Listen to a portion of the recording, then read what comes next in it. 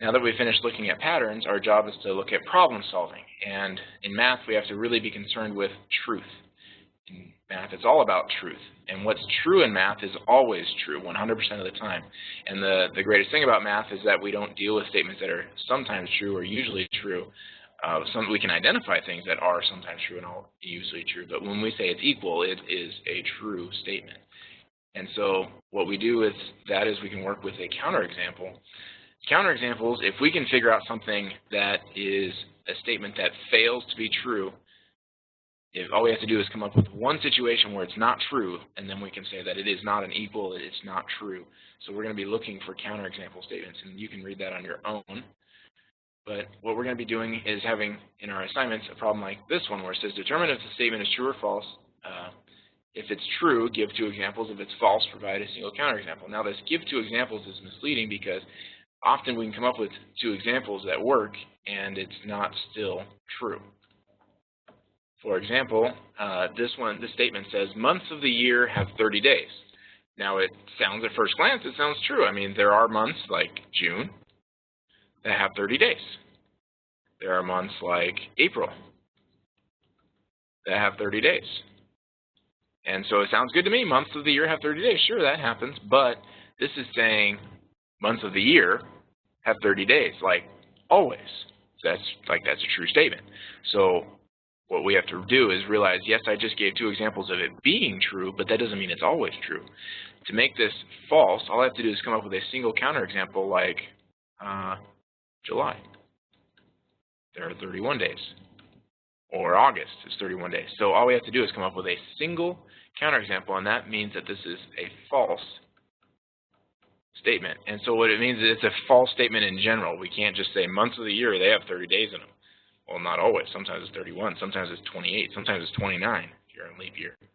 So you've got to think about it as a universal blanket statement and then come up with a counterexample. Now this one, number 1, it's a little bit weird. We've got to follow with the variables here. It says if x is acquainted to y, so think about, I'll call x me. And I have a friend I'm acquainted with y. Okay? Now this person y, say y is my wife. Y, my wife, has another friend. Maybe she's got a friend at church I haven't met, Z. Okay? So my wife knows this person Z. So does that mean that I know this person Z? No. I don't know this person Z. I have no idea who that person is. She might talk about it, but it doesn't mean that I'm personally acquainted with Z. So this is a false statement. And to provide a counterexample, I don't know exactly what I would say for a counterexample here. It is definitely a false statement, but I don't know what I would say for a counterexample here. I don't actually know what the book would want, to be honest. And interestingly enough, I looked at the book and it said false and it didn't provide a counterexample. So hopefully you just follow my line of reasoning and know that if I'm acquainted with my wife and my wife knows someone else, then it doesn't mean that I know the other person. So your homework itself, you won't actually have a counterexample for that one. But here's this one. If a is less than b, then a squared is less than b squared. Now this one really sounds true because if I have 2 and that's less than 4, then 2 squared is less than 4 squared. In fact, I know that 2 squared is 4, and that's less than 4 squared, which is 16. So this looks true. In fact, there's an example of where it is. But it's always true for whole numbers that are bigger than 0. But then I take a look at negative numbers, maybe like -1. Is that less than 0? Sure. So what about -1 squared? -1 squared, is that less than 0 squared? Well, -1 squared means -1 times -1, and that is +1. +1 is not less than 0 squared. 0 squared is still 0.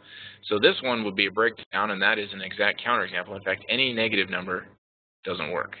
The negative numbers do not work. So let's try another one. Truth statements here with algebra expressions. Now this one says if A equals B and B equals C, then A equals C. So, for example, if I know that A is 2, that means that B is 2. And if I know that B is equal to C, then what does C have to be equal to? C has to be equal to 2.